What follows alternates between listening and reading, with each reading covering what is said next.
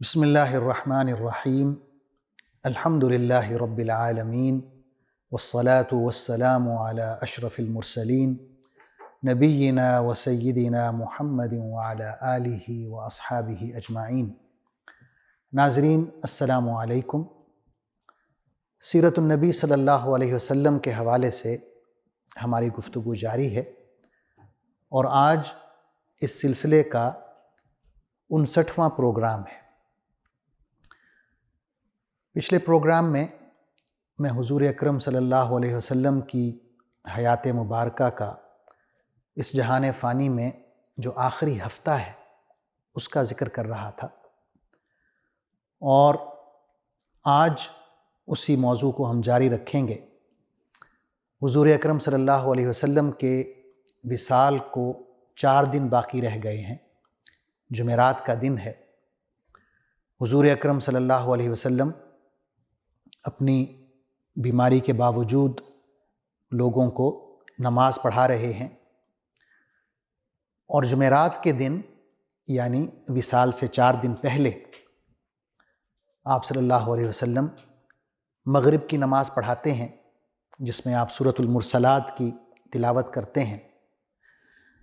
اس کے بعد عشاء کے وقت آپ کی طبیعت مزید خراب ہو جاتی ہے، بوجھل ہو جاتی ہے، اور آپ صلی اللہ علیہ وسلم کے لیے مسجد میں جانا مشکل ہو جاتا ہے۔ آپ صلی اللہ علیہ وسلم بار بار حضرت عائشہ رضی اللہ عنہا سے پوچھتے ہیں کہ کیا لوگوں نے نماز پڑھ لی؟ تو آپ فرماتی ہیں کہ نہیں، لوگ آپ کا انتظار کر رہے ہیں۔ تو آپ صلی اللہ علیہ وسلم غسل فرماتے ہیں تاکہ طبیعت میں کچھ بہتری آ سکے، لیکن افاقہ نہیں ہوتا، دوبارہ غشی طاری ہو جاتی ہے۔ پھر جب ہوش میں آتے ہیں تو دوبارہ یہی پوچھتے ہیں کہ کیا لوگوں نے نماز پڑھ لی ہے؟ حضرت عائشہ نفی میں جواب دیتی ہیں۔ آپ دوبارہ غسل کرتے ہیں، تیسری دفعہ غسل کرتے ہیں، لیکن جب طبیعت نہیں سنبھلتی تو آپ بالآخر حضرت ابوبکر صدیق رضی اللہ عنہ کو یہ پیغام بھجواتے ہیں کہ آپ نماز پڑھائیں۔ تو حضرت ابوبکر صدیق رضی اللہ عنہ آپ صلی اللہ علیہ وسلم کی زندگی میں ہی 17 نمازیں پڑھاتے ہیں۔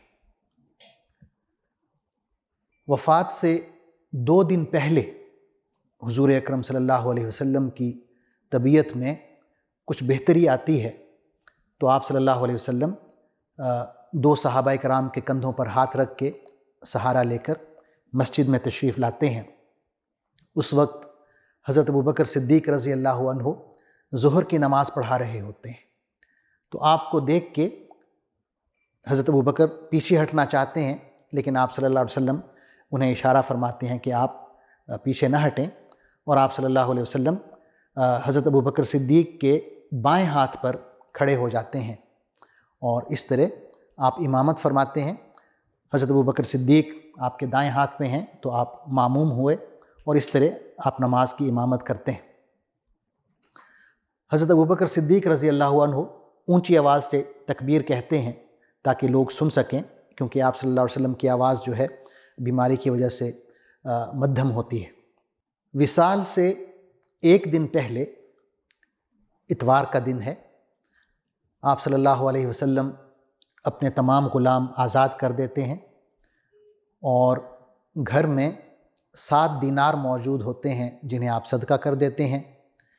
اسی طرح آپ صلی اللہ علیہ وسلم اپنا جو اسلحہ ہے، تلواریں ہیں یا زرہ ہے یا ڈھال ہے، وہ صحابہ کرام کو ہبہ کر دیتے ہیں، اور اس رات گھر میں تیل نہیں ہوتا کہ دیا جلایا جا سکے، تو حضرت عائشہ رضی اللہ عنہا اپنی ایک ہمسائی سے کچھ تیل ادھار لیتی ہیں اور چراغ جلاتی ہیں۔ آپ صلی اللہ علیہ وسلم کا جو جنگی لباس ہے وہ ایک یہودی کے پاس گروی رکھا ہوا ہوتا ہے، کیونکہ آپ صلی اللہ علیہ وسلم نے اس یہودی سے تقریباً 2 من جو لی ہوتی ہے، جس کے عوض اس نے آپ صلی اللہ علیہ وسلم کا جو زرہ ہے وہ گروی رکھا ہوتا ہے۔ حیات طیبہ کا جو آخری دن ہے وہ سوموار کا دن ہے۔ 12 ربیع الاول سن 11 ہجری کا دن ہے۔ حضرت انس رضی اللہ عنہ فرماتے ہیں کہ سوموار کے دن جب مسلمان نماز فجر ادا کر رہے تھے، حضرت ابوبکر صدیق رضی اللہ عنہ امامت کر رہے تھے، تو اچانک حضرت عائشہ رضی اللہ عنہ کے دروازے کا پردہ ہٹتا ہے اور رسول اللہ صلی اللہ علیہ وسلم باہر تشریف لاتے ہیں۔ صحابہ کرام کو نماز پڑھتا دیکھ کر آپ خوش ہوتے ہیں اور مسکراتے ہیں، اور حضرت ابوبکر صدیق رضی اللہ عنہ آپ صلی اللہ علیہ وسلم کو دیکھ کر پیچھے ہٹنا چاہتے ہیں، تو آپ صلی اللہ علیہ وسلم انہیں اشارہ کر کے فرماتے ہیں کہ آپ وہیں پر رہیں اور نماز پڑھاتے رہیں۔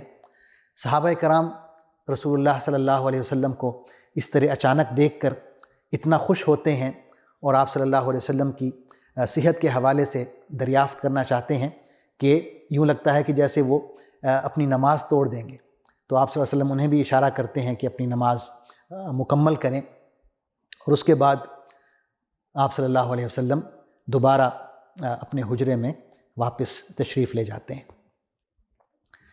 جب دن چڑھ جاتا ہے تو رسول اللہ صلی اللہ علیہ وسلم حضرت فاطمہ رضی اللہ عنہا کو بلوا بھیجتے ہیں۔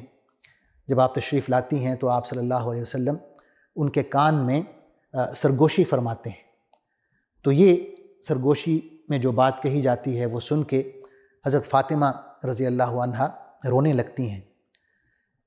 آپ صلی اللہ علیہ وسلم دوبارہ سرگوشی فرماتے ہیں، تو اس سرگوشی میں جو بات کہی جاتی ہے وہ سن کے حضرت فاطمہ رضی اللہ عنہا ہنسنے لگتی ہیں۔ حضرت عائشہ رضی اللہ عنہا فرماتی ہیں کہ بعد میں جب ہم نے حضرت فاطمہ سے دریافت کیا کہ کیا بات تھی، آپ کیوں پہلے روئیں اور بعد میں کیوں ہنسیں، تو حضرت فاطمہ نے فرمایا کہ پہلے آپ صلی اللہ علیہ وسلم نے مجھے یہ بتایا کہ میں اسی مرض میں اس دنیا سے رخصت ہو جاؤں گا، چلا جاؤں گا، تو مجھے رونا آیا۔ پھر آپ نے فرمایا کہ اے فاطمہ، میرے اہل بیت میں سے جو سب سے پہلے مجھ سے آ کے ملے گا وہ آپ ہوں گی، تو اس بات پر میں خوش ہوئی اور میں ہنسنے لگی۔ حضرت فاطمہ رضی اللہ عنہا سے سرگوشی فرمانے کے بعد آپ صلی اللہ علیہ وسلم کی تکلیف میں اور کرب میں مزید اضافہ ہو گیا۔ آپ کو اس تکلیف میں دیکھ کر حضرت فاطمہ نے کہا واہ کرب ابا، کہ ہائے میرے والد کتنی تکلیف میں ہیں۔ تو اس پہ آپ صلی اللہ علیہ وسلم نے فرمایا لیس علی ابی کی کرب بعد الیوم، کہ آپ کے والد آج کے بعد کسی تکلیف میں مبتلا نہیں ہوں گے۔ پھر آپ صلی اللہ علیہ وسلم نے حضرت حسن اور حضرت حسین رضی اللہ عنہما کو بلوایا۔ جب وہ آئے تو آپ صلی اللہ علیہ وسلم نے انہیں چوما اور وصیت فرمائی کہ ان کا خیال رکھا جائے۔ اس کے بعد ازواج مطہرات تشریف لائیں، آپ صلی اللہ علیہ وسلم نے انہیں واعظ و نصیحت کی۔ تکلیف کی شدت مزید بڑھتی جا رہی تھی، اور آپ صلی اللہ علیہ وسلم نے اس زہر کا اثر بھی محسوس کیا جو خیبر کے غزوہ خیبر کے موقع پر آپ کو کھلایا گیا تھا۔ آپ صلی اللہ علیہ وسلم نے حضرت عائشہ سے یوں فرمایا کہ اے عائشہ، خیبر میں جو کھانا مجھے کھلایا گیا تھا جس میں زہر تھا، اس کی تکلیف میں آج محسوس کر رہا ہوں۔ مجھے یوں لگ رہا ہے کہ جیسے میری شہرک کٹ رہی ہو۔ اس کے بعد آپ صلی اللہ علیہ وسلم نے صحابہ کرام کو بلوایا، انہیں واعظ و نصیحت کی، نماز کی پابندی کی تلقین کی، اور غلاموں سے اور کنیزوں سے اچھا سلوک کرنے کی تلقین فرمائی۔ اس کے بعد نزع کی حالت شروع ہو گئی۔ حضرت عائشہ رضی اللہ عنہا نے آپ صلی اللہ علیہ وسلم کو اپنے ساتھ ٹیک لگا کر سہارا دیا ہوا تھا۔ آپ فرماتی ہیں کہ اللہ کی جو مجھ پر نعمتیں ہیں ان میں ایک نعمت یہ تھی کہ رسول اللہ صلی اللہ علیہ وسلم نے میرے گھر میں میری باری کے دن میرے سینے کے ساتھ ٹیک لگائے ہوئے وفات پائی۔ پھر آپ فرماتی ہیں کہ آپ صلی اللہ علیہ وسلم کی موت کے وقت اللہ نے میرے لعاب اور آپ صلی اللہ علیہ وسلم کے لعاب کو اکٹھا کر دیا۔ ہوا یوں کہ میرے بھائی عبد الرحمن بن ابو بکر اندر آئے اور آپ کے ہاتھ میں ایک مسواک تھی۔ حضور صلی اللہ علیہ وسلم نے اس مسواک کی طرف دیکھا تو حضرت عائشہ فرماتی ہیں کہ میں نے آپ صلی اللہ علیہ وسلم سے پوچھا کہ کیا آپ مسواک کرنا چاہتے ہیں۔ تو آپ نے اس بات میں سر ہلایا، تو میں نے وہ مسواک لے کے آپ صلی اللہ علیہ وسلم کو پیش کیا۔ آپ نے وہ مسواک کرنا چاہا لیکن وہ بہت سخت تھی، تو میں نے پوچھا کہ یا رسول اللہ کیا میں اسے آپ کے لیے نرم کر دوں؟ تو آپ نے پھر اس بات میں سر ہلایا، تو میں نے وہ مسواک چبا کے نرم کر دیا۔ تو آپ صلی اللہ علیہ وسلم نے وہ مسواک کیا اور اچھی طرح مسواک کیا۔ اس کے بعد آپ صلی اللہ علیہ وسلم، آپ کے پاس ایک پیالہ بھرا ہوا پڑا تھا پانی کا، آپ اس میں دونوں ہاتھ ڈالتے اور پھر اپنے منہ مبارک پہ وہ ہاتھ ملتے اور آپ فرماتے لا الہ الا اللہ ان للموت سکرات، کہ اللہ کی ذات کے علاوہ کوئی ذات ایسی نہیں ہے جو عبادت کے لائق ہو، بے شک موت کے جو مراحل ہیں وہ بہت سخت ہیں۔ مسواک سے فارغ ہو کر رسول اللہ صلی اللہ علیہ وسلم نے اپنا ہاتھ مبارک اور شہادت کی انگلی بلند کی اور چھت کی طرف مسلسل دیکھتے ہوئے آپ صلی اللہ علیہ وسلم کے دونوں ہونٹوں پر کچھ حرکت محسوس ہوئی۔ حضرت عائشہ فرماتی ہیں کہ میں نے کان لگا کر جب غور سے سنا تو آپ صلی اللہ علیہ وسلم فرما رہے تھے مع الذین انعم اللہ علیہم من النبیین والصدیقین والشہداء والصالحین اللہم اغفر لی وارحمنی والحقنی بالرفیق الاعلی، کہ ان انبیاء، صدیقین، شہداء اور صالحین کے ہمراہ جنہیں تو نے انعام سے نوازا ہے، اے اللہ مجھے بخش دے، مجھ پر رحم فرما اور مجھے رفیق اعلیٰ سے ملا دے۔ اے اللہ میں رفیق اعلیٰ کا طلبگار ہوں۔ آپ صلی اللہ علیہ وسلم نے یہ آخری جملہ 3 دفعے ارشاد فرمایا اور پھر آپ صلی اللہ علیہ وسلم کا ہاتھ ڈھلک گیا اور آپ رفیق اعلیٰ سے جا ملے۔ انا للہ و انا الیہ راجعون۔ یہ جو واقعہ ہے حضور اکرم صلی اللہ علیہ وسلم کے وصال کا، یہ سوموار کے دن کا واقعہ ہے جب دن چڑھ چکا تھا، 12 ربیع الاول ہے، سن 11 ہجری ہے۔ حضور اکرم صلی اللہ علیہ وسلم کی وفات کی خبر پورے مدینہ میں بہت جلد پھیل گئی اور لوگوں پر، صحابہ کرام پر غم کا پہاڑ ٹوٹ گیا۔ لوگوں کو یقین نہیں آ رہا تھا کہ یہ کیا ہو گیا ہے۔ حضرت انس رضی اللہ عنہ فرماتے ہیں کہ جس روز رسول اللہ صلی اللہ علیہ وسلم مکہ سے ہجرت کر کے مدینہ تشریف لائے، وہ اتنا خوبصورت اور روشن دن تھا کہ اس سے زیادہ خوبصورت اور روشن دن ہمیں یاد نہیں ہے۔ اور جس روز رسول اللہ صلی اللہ علیہ وسلم اس جہان فانی سے رحلت فرما گئے، وہ اتنا برا اور تاریک دن تھا کہ ہمیں اتنا برا اور تاریک دن کوئی اور یاد نہیں ہے۔ حضرت ابوبکر صدیق رضی اللہ عنہ اور حضرت عمر رضی اللہ عنہ کا جو رد عمل تھا حضور اکرم صلی اللہ علیہ وسلم کے وصال پر، وہ بہت مختلف تھا۔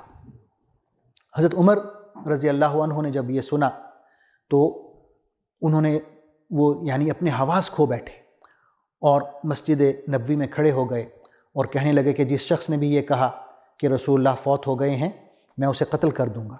یہ منافقوں کی پھیلائی ہوئی ایک افواہ ہے کہ انہوں نے رسول اللہ صلی اللہ علیہ وسلم کے بارے میں یہ بات کی ہے۔ اور حضرت عمر نے یہ بھی کہا کہ آپ صلی اللہ علیہ وسلم اللہ سے ملاقات کرنے گئے ہیں، بالکل ویسے ہی جیسے حضرت موسیٰ علیہ السلام گئے تھے 40 دن کے لیے، اور وہ واپس آئیں گے اور ان منافقوں کو سخت سزا دیں گے، ان کے ہاتھ اور پاؤں کاٹ دیں گے۔ لوگ اکٹھے ہو گئے، وہ حضرت عمر کی باتیں سن رہے تھے۔ اتنی دیر میں حضرت ابوبکر صدیق رضی اللہ عنہ بھی تشریف لے آئے۔ سب سے پہلے وہ اپنی بیٹی حضرت عائشہ رضی اللہ عنہا کے حجرے میں گئے جہاں پر حضور صلی اللہ علیہ وسلم تھے۔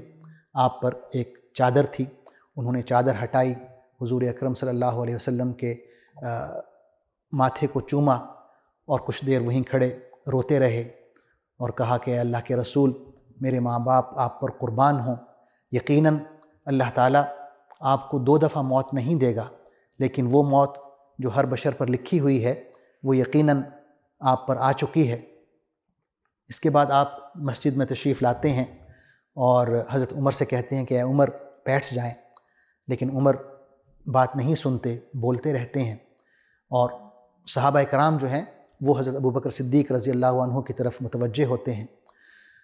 حضرت ابوبکر صحابہ کرام سے یوں فرماتے ہیں، من کان منکم یعبد محمدا فإن محمدا قد مات ومن کان یعبد اللہ فإن اللہ حی لا یموت، کہ اے لوگو، تم میں سے جو شخص محمد صلی اللہ علیہ وسلم کی عبادت کرتا تھا تو اسے معلوم ہو جانا چاہیے کہ رسول اللہ صلی اللہ علیہ وسلم اس دنیا میں اب نہیں رہے، رحلت فرما گئے ہیں، پردہ فرما گئے ہیں، اور جو اللہ کی عبادت کرتا ہے وہ یقیناً جان لے کہ اللہ ہمیشہ زندہ رہنے والی ذات ہے، اسے موت نہیں آتی۔ پھر آپ قرآن مجید کی آیت تلاوت کرتے ہیں، وَمَا مُحَمَّدٌ إِلَّا رَسُولٌ قَدْ خَلَتْ مِن قَبْلِهِ الرُّسُلُ أَفَإِن مَّاتَ أَوْ قُتِلَ انقلبتم عَلَىٰ أَعْقَابِكُمْ وَمَن يَنقلب عَلَىٰ عَقِبَيْهِ فَلَن يَضُرَّ اللَّهَ شَيْئًا، کہ محمد صلی اللہ علیہ وسلم اللہ کے رسول ہیں، آپ سے پہلے بھی بہت سے رسول آئے اور پھر اس جہان فانی سے رحلت فرما گئے۔ کیا اگر محمد صلی اللہ علیہ وسلم فوت ہو جاتے ہیں یا اللہ کی راہ میں قتل کر دیے جاتے ہیں تو کیا تم لوگ اسلام سے پھر جاؤ گے، الٹے پاؤں پھر جاؤ گے؟ اور جو شخص بھی اسلام سے پھرتا ہے، الٹے پاؤں پھرتا ہے، وہ اللہ کو کوئی نقصان نہیں پہنچاتا، وہ اپنے آپ کو نقصان پہنچاتا ہے، اور اللہ تعالیٰ ان لوگوں کو جزا عطا فرمائے گا جو شکر گزار بندے ہیں۔ حضرت عبداللہ بن عباس رضی اللہ عنہما فرماتے ہیں کہ صحابہ کرام کو یہ آیت سن کر یوں لگا جیسے یہ ابھی نازل ہوئی ہو، اور جیسے ہم نے اس آیت کو پہلی دفعہ حضرت ابوبکر صدیق رضی اللہ عنہ کے منہ سے سنا ہو۔ حضرت عمر نے جب یہ آیت سنی تو انہیں یقین ہو گیا کہ واقعی آپ صلی اللہ علیہ وسلم رحلت فرما گئے ہیں، آپ کا وصال ہو گیا ہے۔ تو یہ خبر ان پر اتنی بوجھل تھی کہ ان کی ٹانگوں نے انہیں اٹھانا گوارا نہیں کیا، اور آپ زمین پر گر گئے، بے ہوش ہو گئے۔ آپ صلی اللہ علیہ وسلم کی وفات کے بعد جو فوری مسئلہ کھڑا ہوا وہ آپ کی جانشینی کا تھا۔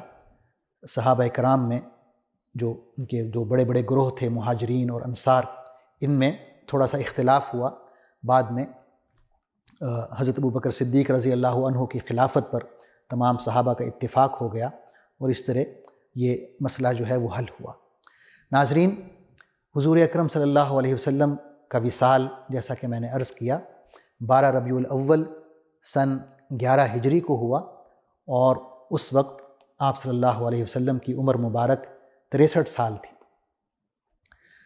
انشاءاللہ اگلے پروگرام میں میں سیرت نبوی پر ایک اجمالی جائزہ پیش کروں گا، اور حضور اکرم صلی اللہ علیہ وسلم کا جو تمام انسانیت کے لیے پیغام ہے اسے پیش کرنے کی کوشش کروں گا۔